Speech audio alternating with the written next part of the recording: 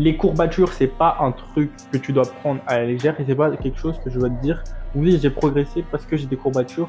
Ou oui, je me suis bien entraîné parce que j'ai des courbatures. En fait, la douleur du lendemain, elle vient surtout d'un changement de programmation, un changement d'intensité, peut-être que tu en as plus mis, et surtout la nouveauté. Et après, ça va différer aussi d'une personne à l'autre. Par exemple, moi, j'ai des courbatures au début d'un nouveau programme, un nouvel exercice, des nouvelles adaptations, un plus haut volume. Mais sinon, sur le long terme et en restant standardisé avec les mêmes datas, je vais pas avoir des courbatures toutes les semaines, tous les jours. Parce que les courbatures, c'est quand même ton ennemi. Ça fait que tu ne peux pas te réentraîner.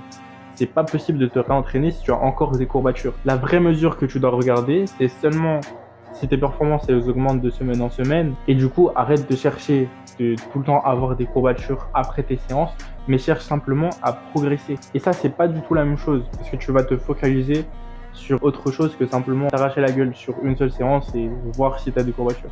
Et si ce genre de contenu te plaît, abonne-toi à ce compte et commente courbatures et je t'envoie un guide gratuit dessus. Pour t'entraîner intelligemment, tu peux aussi rejoindre l'application EP Coaching.